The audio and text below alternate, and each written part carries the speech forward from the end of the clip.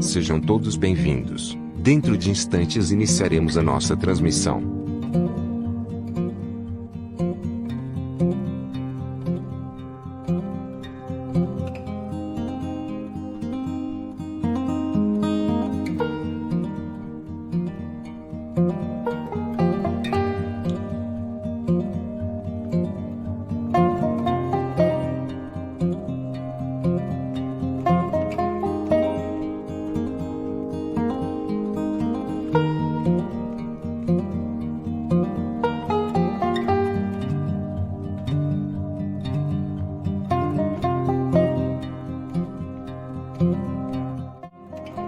A Sociedade Espírita Kardec, de Houston, Texas, apresenta.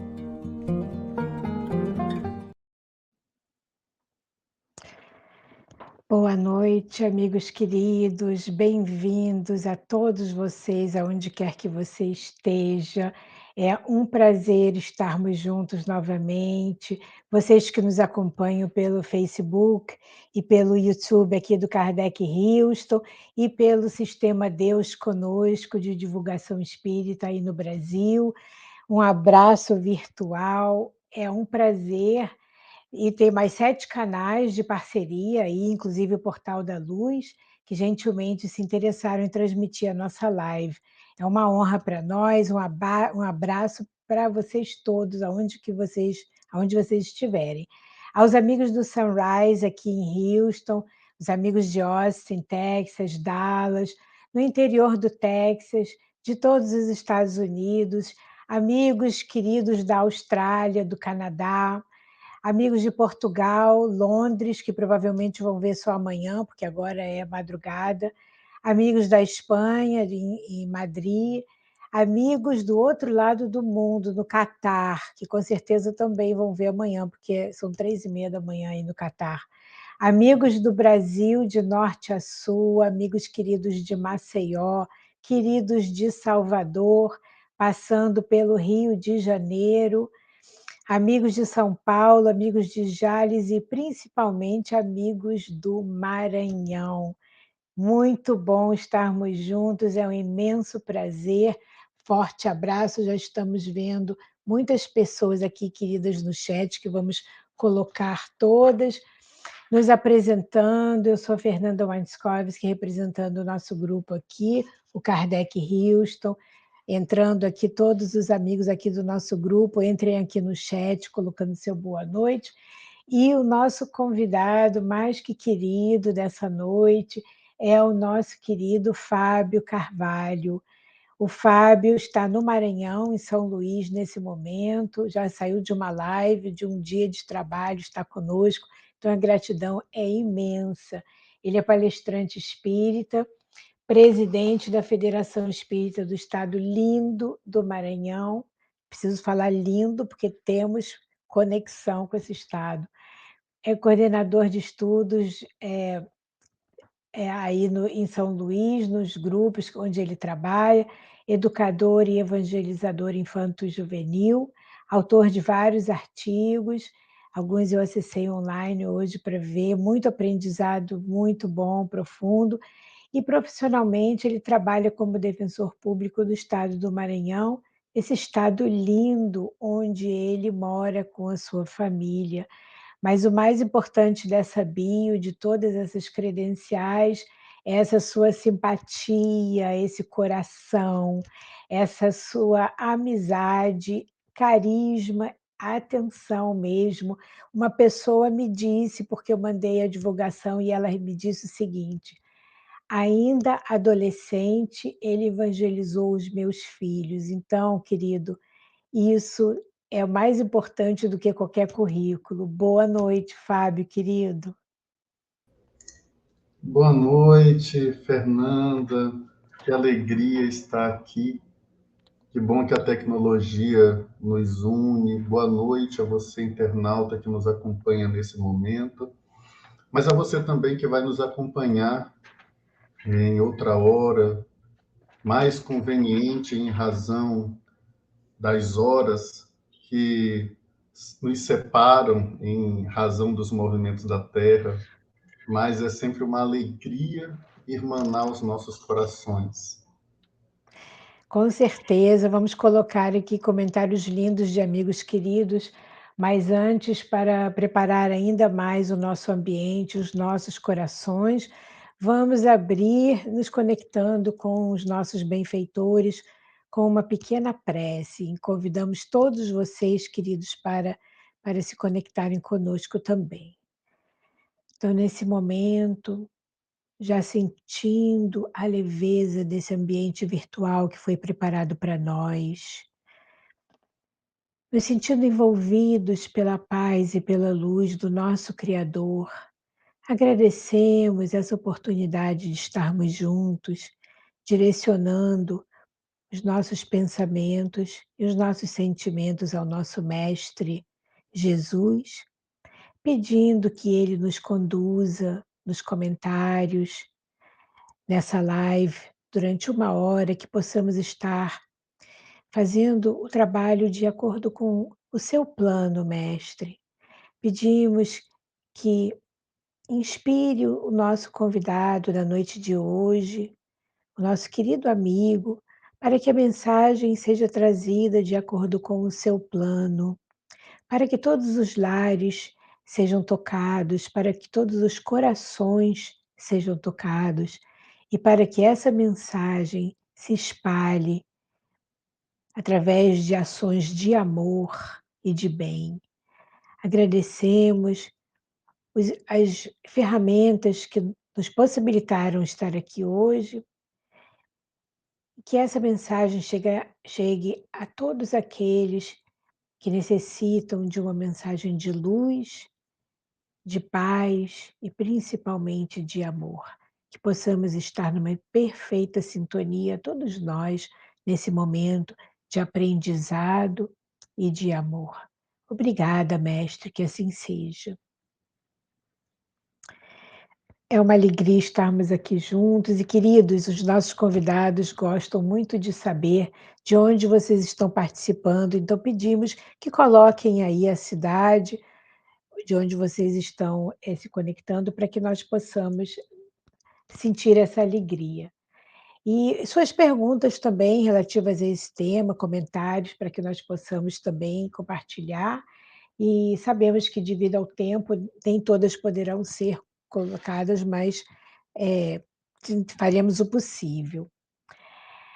Começando, então, esse momento tão maravilhoso, falando sobre esse assunto tão importante, Fábio, queria te dizer que se nós estamos aqui, é porque uma pessoa linda levava o seu filho na mocidade, lá no Rio, no grupo espírita chamado André Luiz. E aí, essa sementinha foi plantada e isso germinou, e por isso nós estamos aqui. Foi através desse ato de bondade, de generosidade, de foco, que isso chegou até nós. E a primeira pergunta que eu queria te fazer, pensando nisso, é por que é tão importante iniciar bem cedo esse trabalho, essa busca espiritual do ser humano em relação ao progresso, pelo sentido da vida, pelo propósito da vida, que essa busca comece logo no começo, como um dia que nós buscamos, vamos dizer assim, o oxigênio no começo do dia, em vez de buscar o oxigênio no fim do dia, como uma analogia. Rubens Romanelli, na obra O Primado do Espírito, ele nos diz que a vida é inescapável. Ninguém escapa dela. Nós desencarnamos, continuamos vivos. Nós reencarnamos, continuamos vivos. Apenas alternamos existências. Então, encontrar o propósito da vida é educar-se para a compreensão de que viveremos sempre. E quando pensamos no momento do início de uma educação de natureza espiritual, é também pensar que o espírito é o ser ontológico a que se dedica Allan Kardec ao estudo da ciência, definindo inclusive o espiritismo como a ciência que estuda a natureza, a origem e o destino do espírito. Entretanto, esse espírito, ora se apresenta numa existência, ora se apresenta em outra, que pode ser uma existência física, pode ser uma existência espiritual. E quando nós reunimos tanto a ontologia espírita quanto o existencialismo a que ela se dedica ao estudo, nós pensamos, o espírito, ele se educa ao longo de todo o seu processo evolutivo? Se essa resposta é sim, nós poderíamos revisitar a pergunta e questionar: o espírito desencarnado, ele se educa também? Se educa. O espírito, no processo de reencarnação, se educa também? Se educa. O espírito reencarnando no processo de gestação, se educa? Se educa também. No processo de nascimento, ele se educa? Se educa também. Na desencarnação, ele se educa? No passamento, se educa também. Nas fases da existência física, infância, juventude, maturidade, a velhice, ele se educa também. Então não há nenhum momento que o espírito ele não possa se educar. Então há um desafio para o movimento espírita, um projeto de educação do espírito. Mais do que um projeto de educação da criança, porque a criança ela representa uma fase existencial. O espírito pode ser muito velho, ele vai passar no processo reencarnatório na fase infantil. Então, quando eu penso nessa amplitude de reflexão, algumas mães, se buscassem a pergunta espírita, em que momento deveriam educar espiritualmente os seus filhos, encontrariam como resposta no eco, por meio das vozes ignotas dos acólitos do Senhor, que estamos sempre atrasados, principalmente quando apenas resolvemos educar os nossos filhos quando eles nasceram. Depois do nascimento, deveríamos começar a educar no ventre. Deveríamos começar a educar quando planejamos o filho, porque o espírito está em processo de educação, independentemente de sua expressão existencial.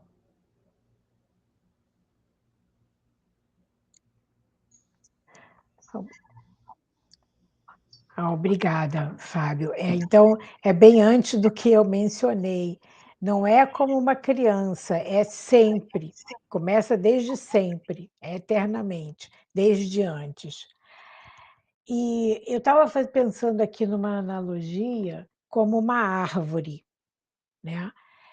Muitas pessoas começam essa busca quando elas já são folhas, mas essa busca deve ser quando ainda raiz. Nós precisamos nos nutrir dessa fé ainda raiz, no começo do nosso. Você falou ainda antes de nascer, mas na árvore a água tem que vir aí, pela raiz, para quando chegar na folha já estar nutrida. E aí eu estava pensando, implantando essa tarefa num grupo, quais seriam os componentes necessários para que essa tarefa seja bem sucedida, nesse trabalho de evangelização das crianças, traga um bom resultado. Quais são os componentes, os ingredientes para que isso dê o efeito esperado? Nós costumamos dizer que aquilo que nós experienciamos para nós mesmos e se torna uma experiência exitosa de enriquecimento, ela pode ser exitosa para aqueles que o nosso Senhor coloca sob os nossos cuidados. Assim nós fazemos com a escola, assim nós fazemos com muitos dos conhecimentos.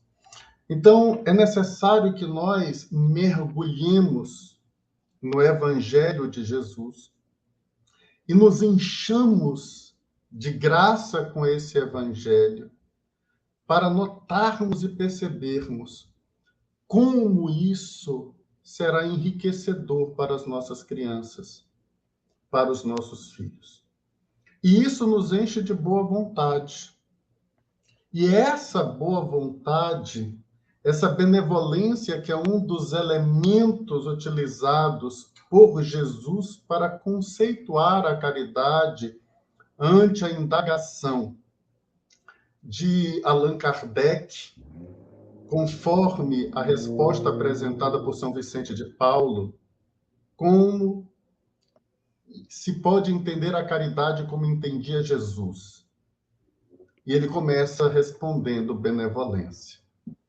E a boa vontade, a vontade boa de educar, ela perpassa por essa experiência nossa com o próprio Evangelho de Jesus. Aqueles que não estão mergulhados neste Evangelho não se dão conta dessa importância, acabam se preocupando com outras coisas, como narra a parábola de Jesus a respeito da festa de casamento, da festa de bodas, onde uns se preocuparam com os seus bois, outros se preocuparam com a sua casa de campo, com a esposa que casou, e não se deram conta dessa beleza de banquetear com o mestre. Então, antes é necessário bebermos dessa água viva. Bebendo dessa água viva e nascendo a boa vontade, nós precisamos compreender também que, quando nós analisamos as palavras de Lázaro, no capítulo 11 do Evangelho segundo o Espiritismo, a respeito do amor, ele diz que o amor mais elevado e instruído é o sentimento, e o ponto delicado do sentimento é o amor. Essa palavra instruída, ela é muito rica. Porque se você tem boa vontade, mas não tem o conhecimento necessário, a instrução necessária, falta-lhe a virtude. Costumo dizer que 10 pessoas em uma cozinha, com muita boa vontade, mas que não sabem cozinhar, não vão garantir o almoço. Então, a boa vontade é um elemento fundamental, mas é necessário nos capacitarmos, nos prepararmos para a atividade. E a atividade evangelizadora é uma atividade de desafios, porque nós precisamos compreender também as demandas daquela expressão existencial. Por mais velho que seja o espírito, o corpo influencia de tal modo sobre o espírito durante a fase infantil, que durante aquele período o pensamento será pensamento de criança, ainda que Einstein tenha reencarnado. Ainda que a reencarnação seja de um grande químico, de um grande economista, a criança vai pensar como criança durante aquele período. E é muito importante essa compreensão, porque ela levou, ainda que num paradigma materialista, grandes pensadores a se dedicarem à teoria do desenvolvimento do pensamento humano. A exemplo de Piaget, a exemplo de Vygotsky. Mas a doutrina espírita, ela arranca um véu, mostrando que o espírito, ele paulatinamente vai assumindo as suas potencialidades à medida que o corpo amadurece. À medida que o corpo, ele vai se permitindo a algumas expressões do espírito. E durante esse período, em razão do processo reencarnatório que dá ensejo ao esquecimento do passado, o espírito ele está num estado de sonolência, de dormência, ele não está expressando todas as suas faculdades. E esse período é um período altamente propício para que ele possa assimilar as lições que lhe são prestadas. Então, a instrução de como lidar com a criança, ela é fundamental nesse processo, além da boa vontade. Entretanto, em Samitiba, ele diz que quem ama, educa. E nós poderíamos ampliar o pensamento de Samitiba e dizer só quem ama, educa. Então, o amor, ele passa a ser um elemento desse processo, por quê? Porque o espírito responde positivamente ao amor, principalmente quando nos referimos à educação moral. É muito difícil nós compreendermos os processos de proposições negativas que são históricas na humanidade. Quando nós pensamos que Arrier, ele teve o cuidado de olhar a infância numa perspectiva medieval e notar que a criança era tratada como um adulto em miniatura sem levar em consideração essa existência. E que Jean-Jacques Rousseau, ele nos permite uma mudança paradigmática de compreensão da criança com o seu Emílio, para que nós pudéssemos, a partir dessa perspectiva propositiva, estabelecer laços profundos onde as pontes levem às sugestões, às propostas do amor para aquele que está em desenvolvimento. Isso muda completamente a experiência educativa. O nosso querido mestre de Verdun, na Suíça, ele terá a oportunidade de experienciar isso de forma extraordinária, porque ele colocará em prática esse amor. E nós, geralmente, nos utilizamos de mecanismos pelos quais fomos educados, pelas nossas experiências culturais. Se a mãe brigava, a gente briga. Se a nossa mãe nos colocava de castigo, a gente coloca de castigo. A grande questão é, será que esse modelo gera eco no outro, que está numa fase de assimilar novas ideias e novas lições, ou ele gera ruído? Então, essa é uma pergunta que o educador ele precisa fazer a si mesmo para compreender o amor como esse terceiro elemento, ou esse terceiro componente do processo de evangelização. Porque as crianças, muitas vezes, como nós, espíritos, elas nos darão respostas que não são aquelas que nós ansiamos no primeiro momento. Mas quando o amor se torna insistente, aquela pessoa me ama muito, embora toda a dificuldade que eu apresente. Sabe aquele menino Joãozinho que dá trabalho, todo mundo na escola só fala do Joãozinho, e o Joãozinho perturba aqui, perturba ali, mas amorosamente tem uma professora que sempre atende Joãozinho, ainda que ela repita com outras palavras, mas é tanto amor que ela coloca nas palavras que Joãozinho começa a mudar. Porque nós refletimos muito aquilo que as pessoas falam de nós mesmos, enquanto o processo de individuação junguiano ele não se completa numa perspectiva cósmica, numa perspectiva mais ampla. Então, aquela menina que na escola é a mais bonita, e todo mundo diz que ela é a mais linda, ela é a Miss Milho, ela é a Miss isso, Miss aquilo. Ela é capaz de chegar para qualquer um e dizer assim, eu sou a mais bonita da escola, porque ela já ouviu isso muitas vezes. Mas se Joãozinho ouve que ele é o Peralta, que ele é aquele que ninguém segura, ele vai subir na mesa da professora, olhar para a professora e dizer, ninguém me segura, professora, porque foi o que ele ouviu. Foi como ele foi estimulado. E esse estímulo não foi amoroso.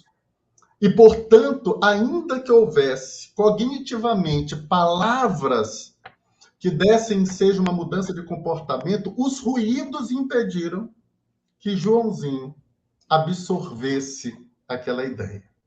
A criança, portanto, ela responde muito mais aos nossos estímulos do que necessariamente as expressões cognitivas que saem de cada um de nós educadores.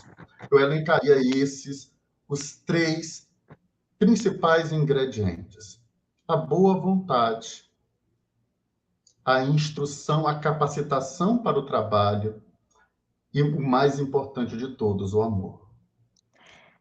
Que lindo, Fábio. Puxa, adorei essa sua análise. Vou trazer aqui um comentário da nossa querida amiga Márcia Leon. Ela diz assim: evangelizar o espírito imortal em qualquer idade é proporcionar a ele possibilidades de crescimento interior e caminhada a passos seguros nos passos de Jesus. Nossa, isso está totalmente alinhado com o que você falou.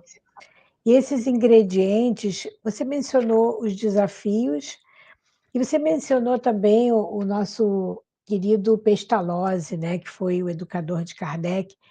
A metodologia de Pestalozzi foi crucial para a tarefa de Kardec, porque ele tinha uma maneira de educar as crianças bem assim, fora da caixa, vamos dizer aqui, como a gente diz nos Estados Unidos.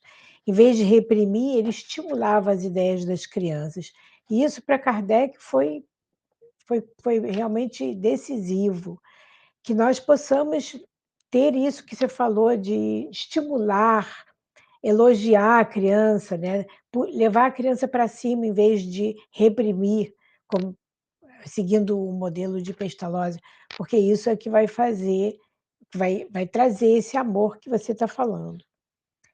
E existe algum conselho para lidar com crianças que tenham necessidades especiais, algum desequilíbrio, ou a criança que vem de um lar em desalinho ou desarmonia, que a gente identifique isso na nossa sessão, lá na Casa Espírita, na nossa salinha, na evangelização? Hoje nós falamos sobremaneira de inclusão. E incluir não é um processo mecânico. Incluir é um processo espiritual, é um processo amoroso. As crianças, elas podem ser educadas para a inclusão ou podem ser educadas para a exclusão.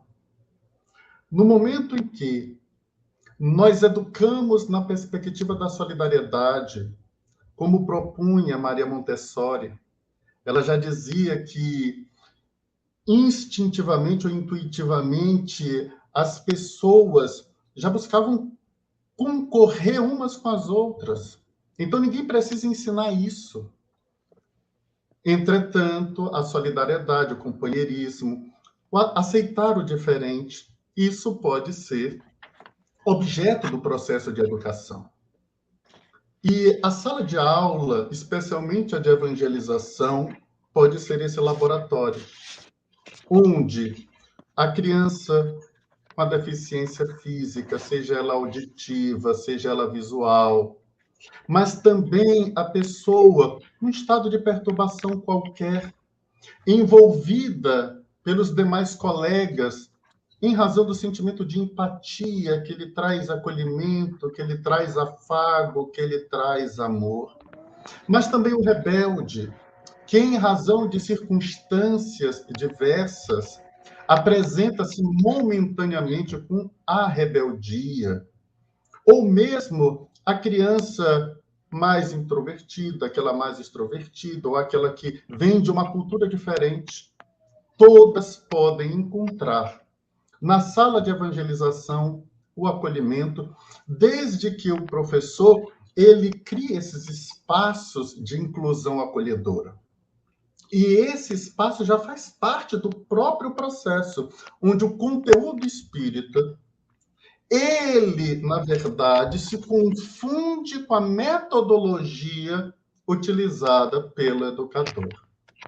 Então, a metodologia que é inclusiva, ela já passa o próprio conteúdo de inclusão. que é o amor, que é o acolhimento, que é o abraço. Assim, nós encontraremos amanhã crianças que não estabelecerão distinções alguma entre pobres ou ricas, entre negras ou brancas, entre pessoas com sem deficiência, entre as de cabelos lisos ou de cabelos crespos ou loiros, porque nós ensinamos esses espaços de amor. E por que isso precisa ser ensinado? Porque nós vivemos, neste momento, em modelos muito etnocêntricos, onde a etnocentria, dentro de uma perspectiva mais ampla, ela reúne diversas expressões ou percepções egocentradas que encontram eco uma com a outra. Por exemplo, eu sou de uma determinada religião e nós nos unimos, nós nos reunimos, nos encontramos no centro espírita, na aulinha de evangelização, pensamos de forma semelhante, então nós nos unimos em razão dessas semelhanças. Mas aqueles que pensam diferentes, eles vão formar outra ilha, em um outro modelo etnocêntrico. Nós precisamos superar esses modelos para um modelo mundicêntrico. Precisamos enxergar-nos como a grande família humana, independentemente das características que nos separam. E Jesus era o mestre nesse aspecto. Jesus encontra, fora do ambiente judaico, um daqueles que ele considera como de maior compreensão a respeito de suas lições, no que tange a fé. Ele chega a dizer para um centurião romano, olhando os discípulos, nunca vi tamanha fé em toda Israel. Olha que coisa interessante, ele foge do modelo etnocêntrico. O discípulo chega e diz assim, Senhor, existe um homem que está curando, mas não é em teu nome nós admoestamos. Deixo, porque quem não é contra mim é por mim. Em outro momento, Jesus, ele se vê diante de uma mulher samaritana. E essa mulher samaritana, que, portanto, não seguia uma cultura judaica, encontra acolhimento e empatia em Jesus, que acolhe toda a família dela. Então, portanto, Jesus, ele rompe esses processos etnocêntricos, porque é o espírito puro e nos propõe a inclusão. E Paulo, compreendendo isso, leva o evangelho aos gentios. Leva o evangelho a todas as gentes. Então, essa cultura inclusiva, ela precisa estar presente nos ambientes da casa espírita. Nós precisamos ensinar a amar à medida que compreendemos que, quando nós amamos, nós também nos sentimos bem melhores. E é preciso levar isso à criança. Puxa, com certeza. E, Fábio, eu acho que você deve ser da minha geração, com certeza eu devo ser muito mais velha que você, mas você identifica muitas diferenças entre essas gerações novas e a nossa geração? E se sim, que cuidados nós devemos ter, que percepção nós temos que ter com essas gerações novas? Quanto mais evoluímos, mais diferenças existem entre as gerações. Historicamente, uma geração dura aproximadamente 25 anos. E 25 anos na Idade Média era muita pouca coisa de uma geração para outra. Não havia mudanças significativas. Mas o século XIX, o século XX, o século XXI, eles são marcados por uma aceleração galopante, fazendo com que, em pouquíssimos anos, nós tenhamos muitas mudanças sociais, comportamentais. E isso, obviamente, se deve a uma série de circunstâncias que vão mudando a cultura, vão mudando os nossos modelos relacionais, e um deles, naturalmente, é a internet. Nós somos de uma geração, da mesma geração, possivelmente, uma geração muito próxima, mas na década de 90, nós vimos nascer a internet ou a rede mundial de computadores. Eu me recordo que foi algo tão extraordinário que eu tomei decisão de fazer vestibular para a ciência da computação na década de 90, porque eu estava fascinado com aquelas mudanças e eu não tinha ideia de que, da década de 90 aos dias de hoje, esses avanços na rede mundial de computadores seria tão intenso. O rádio, por exemplo, quando ele aparece, ele passa aproximadamente 35 anos para alcançar 50 milhões de ouvintes. A televisão, que vem depois, passa 19 anos para alcançar os mesmos 50 milhões de espectadores. A internet, em 6 anos, alcança 50 milhões de pessoas. Ou seja, ela não sai nem de uma década para alcançar isso. E em 2006, nós tínhamos aproximadamente 600 milhões de pessoas interconectadas umas com as outras por meio de uma rede mundial de computadores. É natural que isso mudasse o comportamento social das pessoas.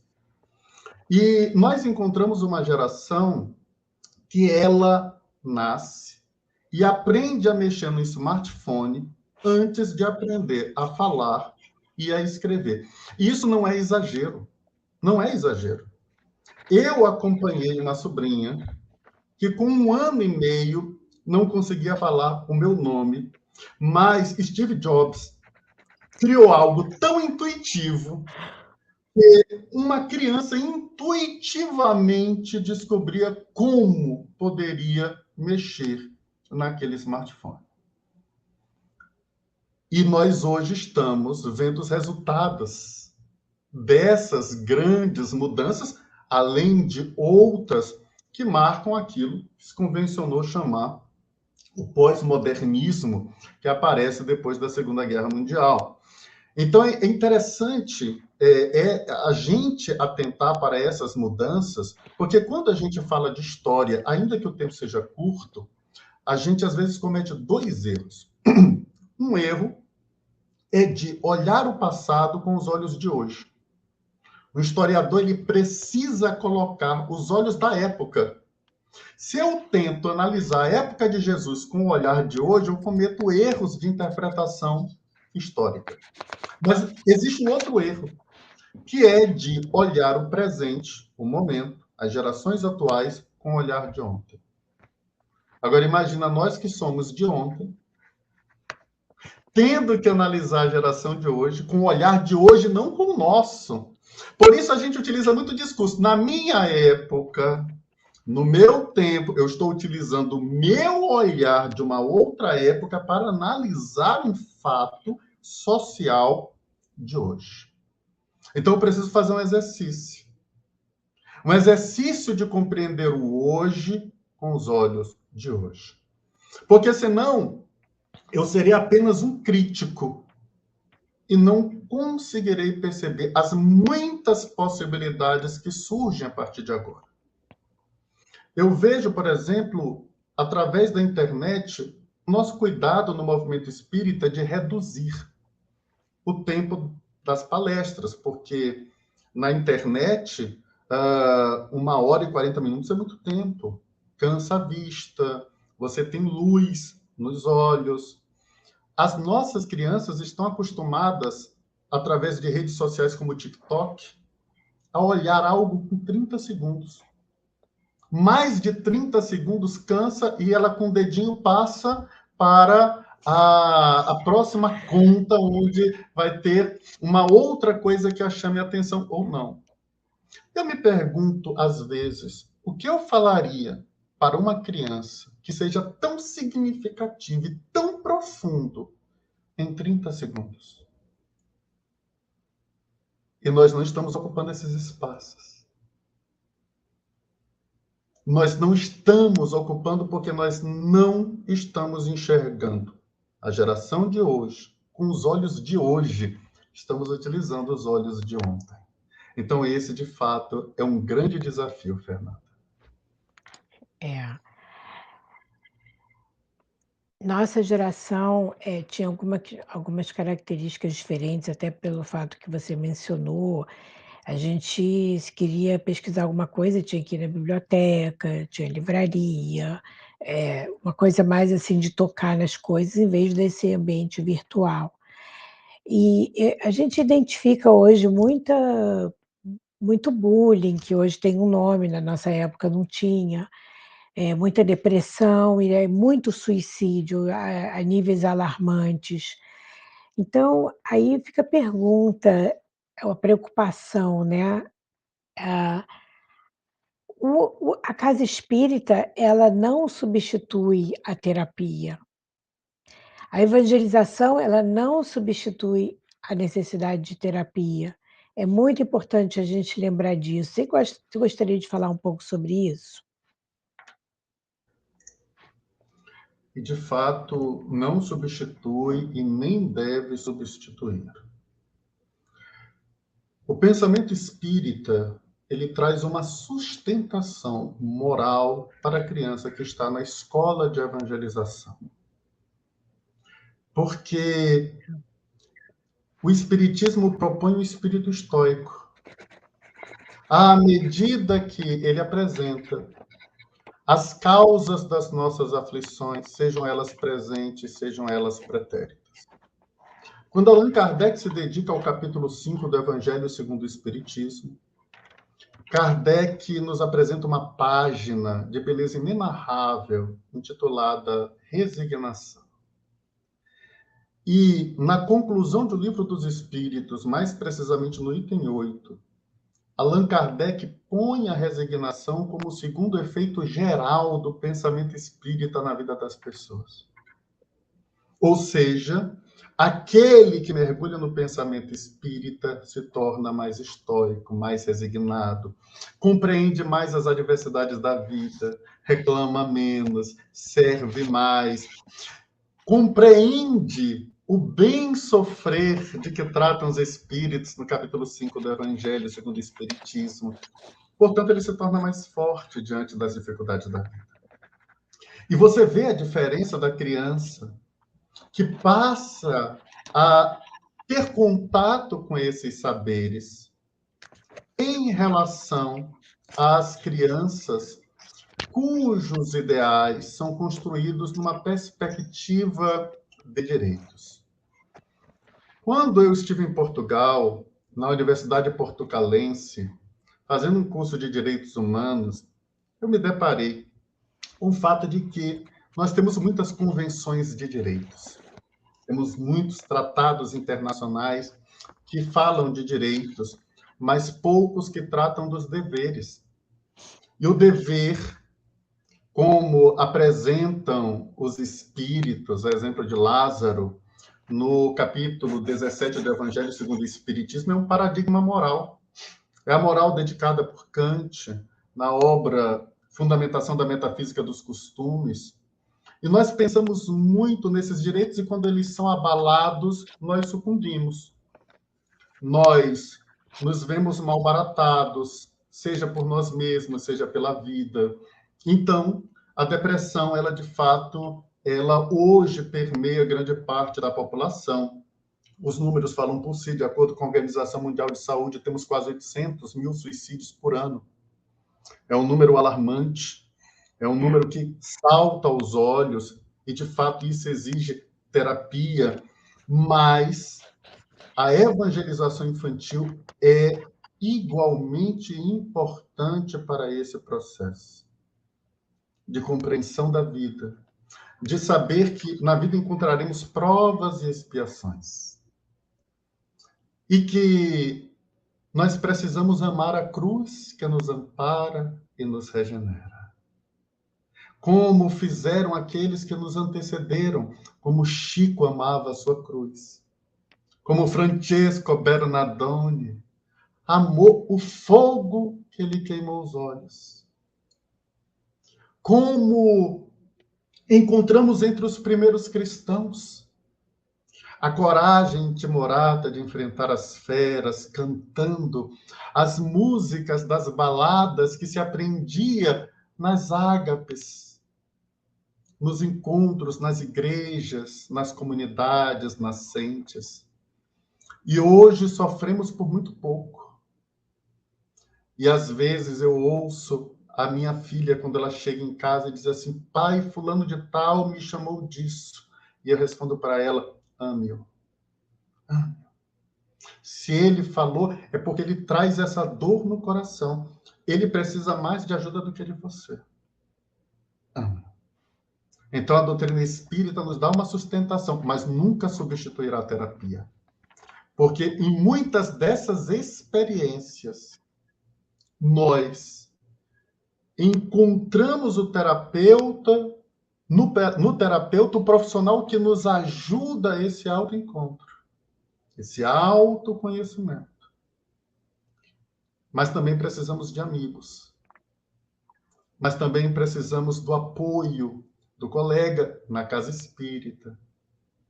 E que esse apoio não surja apenas no atendimento fraterno, mas surja também numa conversa descontraída.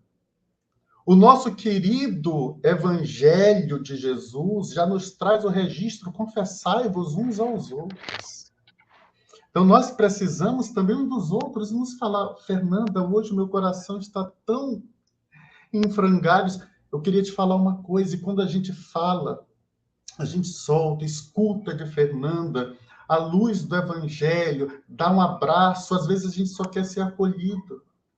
E a falta de uma sociedade não acolhedora lotou os consultórios de terapeutas, psicólogos e psiquiatras.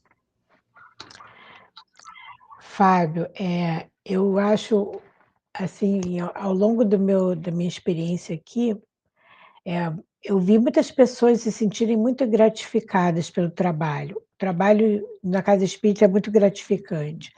E todas as tarefas, na parte de coordenação de estudos, na parte de passes, todos, mas nunca vi um trabalho gratificar tanto quanto a evangelização. Eu conheço pessoas que não têm filhos, que quando tiveram que fazer a evangelização, parecia que o mundo ia acabar para elas, que elas não sabiam, ficaram apavoradas e depois me falaram: olha, como eu aprendo com essas crianças. Então aí eu pergunto, por que que esse trabalho, parece que é o mais gratificante da casa espírita? Porque ele dá sentido à reencarnação. Quando na questão 167, Allan Kardec pergunta qual o sentido da reencarnação, os espíritos respondem: expiação, melhoramento progressivo da humanidade. Então, ela dá sentido ao progresso, dá sentido ao nosso melhoramento, dá sentido à compreensão dos sofrimentos que nós atravessamos, dá sentido à vida. E a falta de sentido é tormentoso. Quando Viktor Frankl apresentou a sua logoterapia, a grande questão posta era o sentido da vida. E esse sentido não pode ser material. E numa sociedade consumista, numa sociedade que consome informação e desinformação, encontrar sentido é fundamental para tirarmos essa humanidade do estado febril em que ela se encontra, para lhe oferecermos um estado saudável. Por isso, a evangelização é a mais importante tarefa na casa espírita. É onde o espírito que se propõe reencarnar para revisitar as próprias experiências físicas encontra esteio, onde ele é lembrado de seus projetos no mundo espiritual. E entre esses projetos está: vou me tornar melhor, menos egoísta, menos orgulhoso, menos vaidoso. E a evangelização é esse arremate do programa. Por isso, quando nós pensamos na evangelização e no grande programa divino evolutivo para cada um de nós precisamos rever alguns conceitos. Porque se existem pessoas que se dedicam de forma notável à evangelização, de outro lado, nós percebemos algo que nos preocupa no movimento. Uma alta rotatividade de trabalhadores na evangelização infantil. Há muitas pessoas que entram e saem, entram e saem, entram e saem, porque ali tem trabalho. Você não vê essa alta rotatividade no trabalho da reunião mediúnica. Aí você se pergunta, será que é mais fácil trabalhar com aquele que faliu na existência, desencarnou e agora está visitando a reunião mediúnica para dialogar, ou prevenir essas falhas por meio da evangelização para que ele não venha a falir? Porque a reunião mediúnica daqui a pouco vai virar um SUS de pessoas doentes falindo ao longo da existência e nós não olhamos essas pessoas ao longo da existência. Então, há centros espíritas que têm reunião mediúnica, mas não tem nenhum projeto para implantar a evangelização infantil. E amanhã essas crianças, elas estarão adultas e, dependendo do papel delas na sociedade, poderão estar ajudando outras ou dificultando a vida de outros. E hoje nós temos ainda, em razão desse materialismo, como paradigma de vida, guerras, fome. Chegamos ao século XXI, com dados da FAO apontando uma quantidade exorbitante de crianças que morrem por dia esfaimadas. Não estou falando de doença, eu estou falando de fome. Então, que adultos são esses? Por onde eles passaram? Como eles foram educados? Que evangelização tiveram? Ou se foram ou não foram evangelizados? Então, se nós olhamos amplamente, é um dos maiores programas de transformação a curto e médio prazo do planeta. É a evangelização infantil. Deve ser o projeto da transição planetária. O grande projeto de transição planetária para a aceleração do progresso da nossa nave Terra. Excelente. Você falou uma coisa muito certa.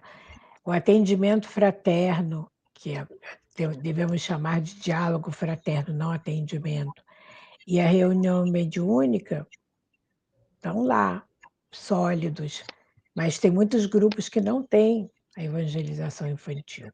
Então, precisamos reavaliar isso. Tem um comentário aqui do Bruno, vamos colocar aqui os dois que ele colocou. O melhor método de construir o futuro é dignificar o presente e equipá-lo com valiosos instrumentos de conhecimento, amor e trabalho direcionados para as criaturas do amanhã. Ele parafraseou Francisco Tizzi, que foi presidente da FEB. E aqui também ele diz, acho que Joana de Ângeles disse que a reencarnação é um valioso método educativo que usa a vida a fim de fornecer os meios de crescimento, desenvolvimento de aptidões e sabedoria ao espírito. Com certeza, Joana de Ângeles tinha uma grande tarefa. Graças a Deus, ela conseguiu um grande parceiro aqui para implementação dessa tarefa dela. Fábio, você mencionou isso, sobre essa... Muitas vezes o grupo tem esses dois grupos, essas duas tarefas, mas não tem evangelização. Então, qual seria o impacto, né? E aí eu queria que você falasse as suas considerações finais, baseado na sua experiência aí de longa experiência aí na sua região. Qual seria o impacto desse trabalho, não só num espírito, nem uma família, nem uma comunidade, mas isso a nível assim, é isso que vai trazer luz para o mundo, é começar de cedo a evangelização de um espírito, semeando o amor baseado no evangelho que você falou, especificamente essa tarefa do Grupo Espírita. Então, eu queria que você compartilhasse a sua experiência e fizesse suas considerações finais. Eu fui evangelizado na Casa Espírita. Meu pai foi presidente da Federação Espírita do Maranhão. Então, eu nasci em berço espírita. E se a minha experiência contar, eu posso dizer com muita alegria que pelas minhas inclinações vis, pelas minhas inclinações, ainda torpes de um espírito trôpego, eu, se não tivesse sido evangelizado, teria escorregado em graves esparrelas na vida, em graves armadilhas na vida. Mas, como a evangelização teve a sua solidez, em razão dos cuidados maternos, paternos, em primeiro lugar, a instituição familiar, mas também a escola de evangelização que me propiciava o conhecimento da doutrina espírita, isso foi me permitindo, desde muito cedo, estabelecer mecanismos que me permitiram domar essas inclinações ruins. Elas existem. Mas hoje eu tenho mais facilidade de domá-las. E ao domar essas inclinações, eu também me permito espiritualizar nas instituições em que atuo, com o fito de trazer o pensamento espírita para os debates sociais ainda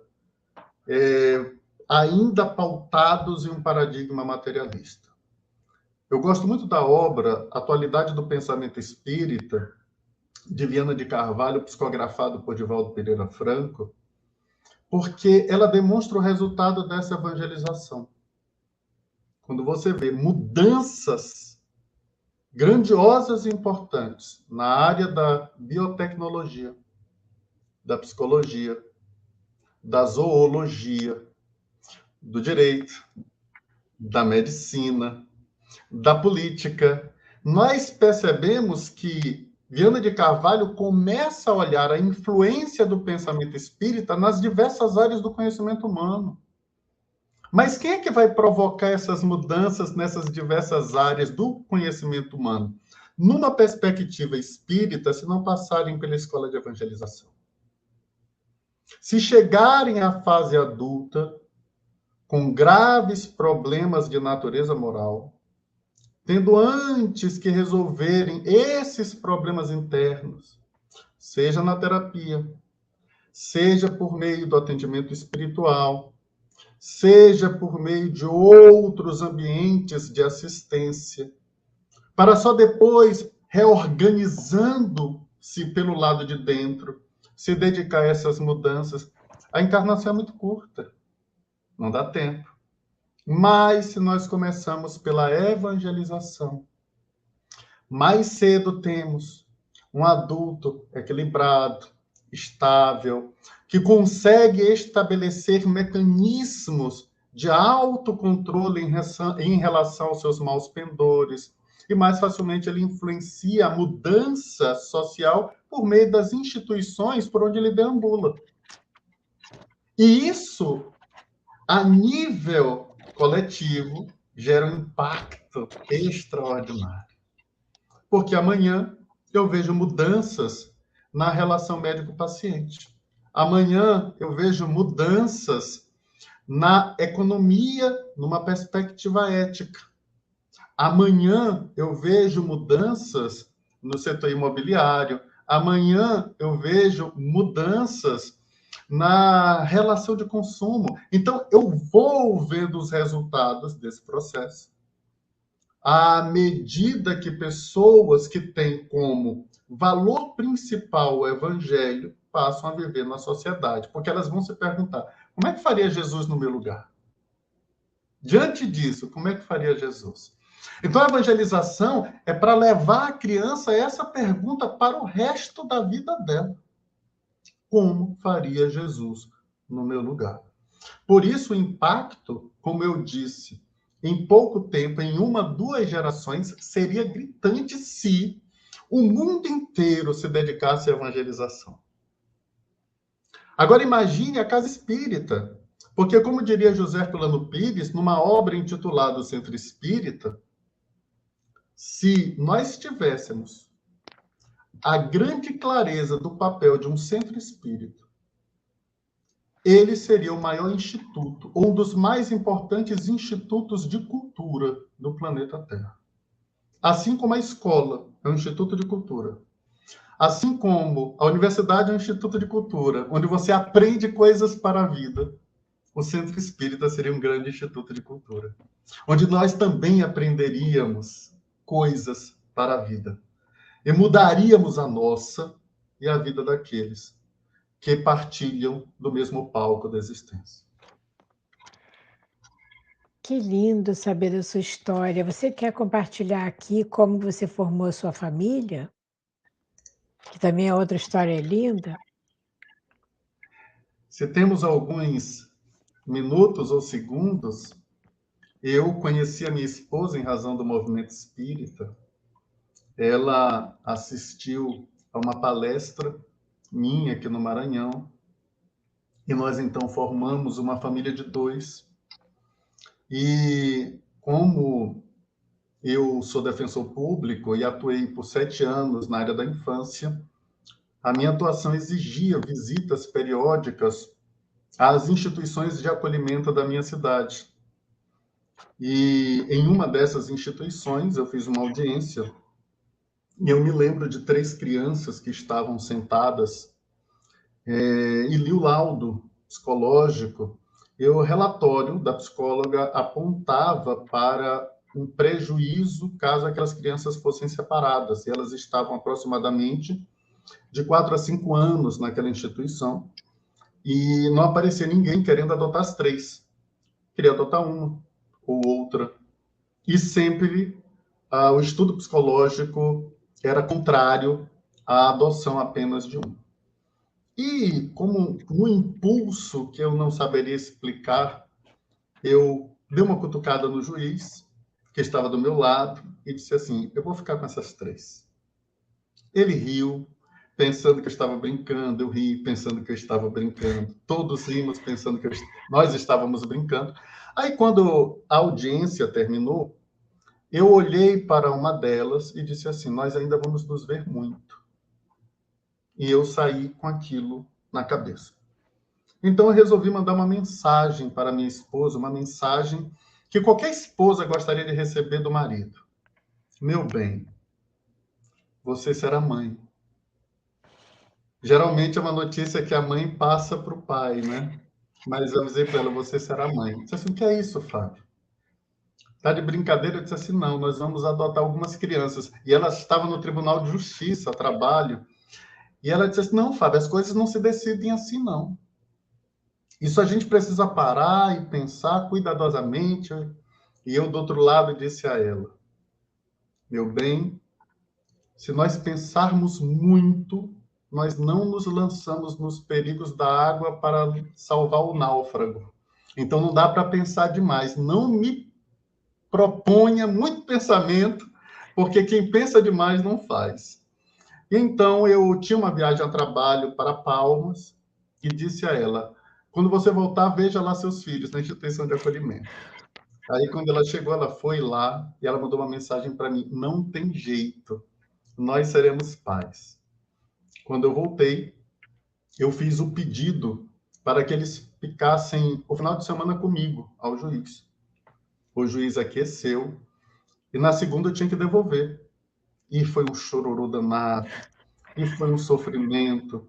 Aí eu olhei eles 8 horas da manhã e disse assim: calma, que até 6 a gente volta aqui. E nisso eu ajuizei uma outra ação, uma ação de guarda, que era o tempo necessário em que eu, e uma guarda dentro de uma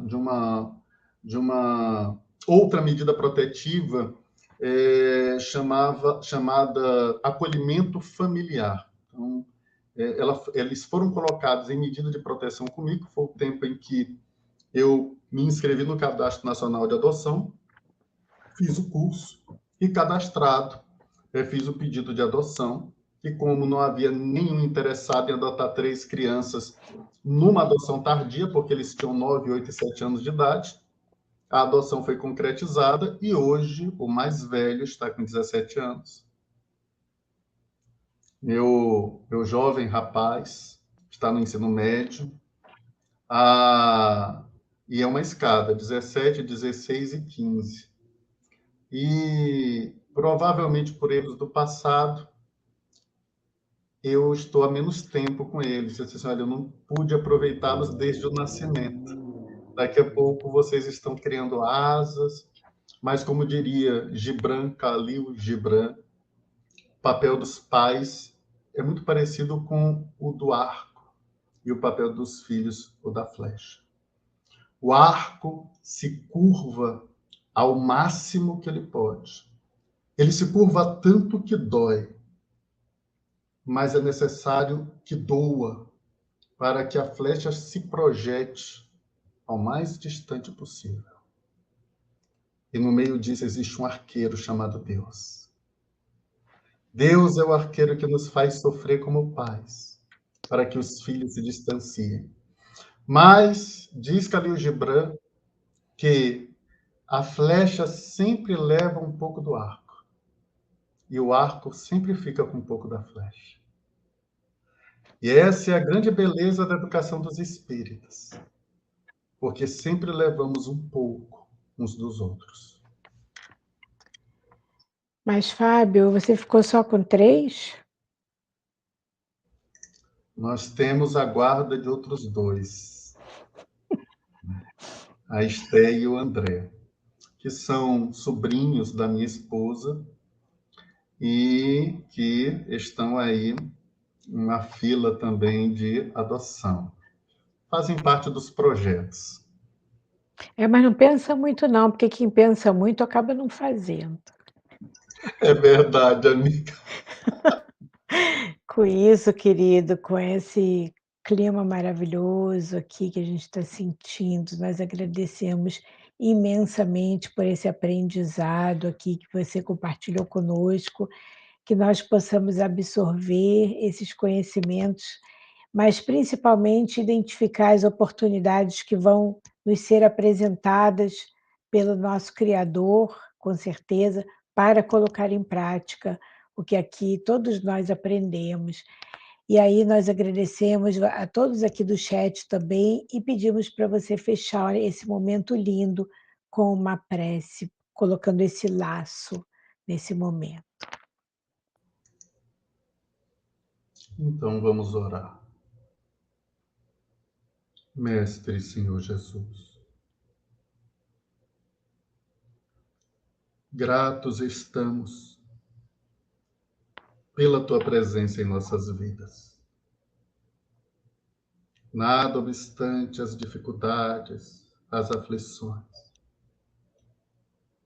uma luz sem sombras aquece-nos o imo da alma, dando-nos certeza de que após o negror da madrugada, a alvorada espalhará a luz bendita, permitindo-nos caminhar sem maiores perigos.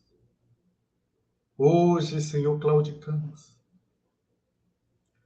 E muito embora a madrugada, as estrelas coruscam no céu, a luz que vem do astro, que nos reflete, Senhor, a portentosa força do sol, a lua, nos traz a tranquilidade de quem não foi esquecido.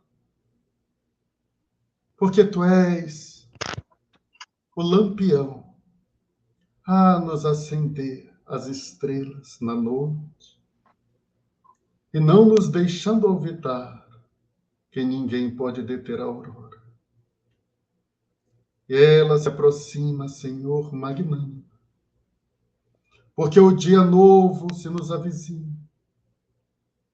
E os anjos já cantam que os tempos novos já são chegados. Já sentimos, Senhor, a brisa dos ventos, dos zéfiros do dia novo. Os nossos pulmões já enchem-se de esperança. E as nossas mãos, sequiosas de trabalho, já estão com os instrumentos nas mãos. Elas já têm, Senhor, as charruas.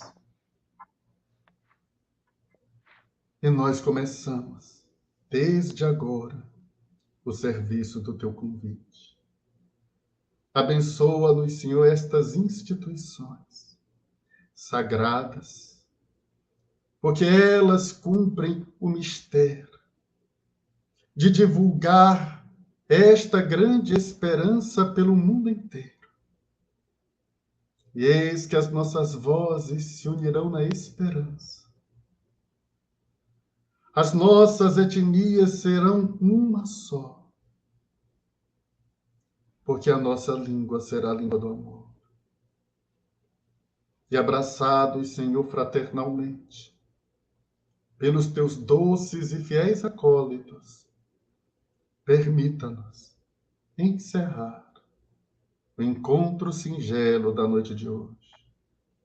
Que a tua luz recaia sobre cada homem e cada mulher do universo, sobre cada trabalhadora e trabalhador espírita, que hão de cumprir a tua vontade.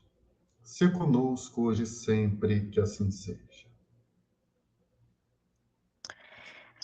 Que assim seja. Muito obrigada, Fábio, pelo esse carinho, pela amizade. Obrigada por ficar acordado aí até mais tarde, depois de um dia de trabalho, depois de uma live. Obrigada por estar conosco. Obrigada a todos vocês aqui que estiveram conosco aqui, né, nesse momento. Respondendo a sua pergunta, Marlene, é importante sim que faça o curso preparatório, tá? Não é recomendado que comece essa tarefa sem fazendo o curso. E então, boa noite a todos vocês. Agradecimentos especiais ao nosso querido Belmiro Alves, da Deus Conosco, na parceria aí de transmissão. Que onde vocês estejam, aonde quer que vocês estejam, sejam abraçados virtualmente e protegidos, que a sua caminhada seja de luz. Convidamos vocês para participarem conosco da nossa próxima live, no dia 9/9, com o nosso querido André Siqueira. Ele estará conosco, mais uma vez estaremos juntos aqui. Abraço virtual, boa noite a todos e um excelente fim de semana. Tchau, Fábio. Boa noite, queridos. Tchau, minha amiga, meus amigos. Tchau, boa noite.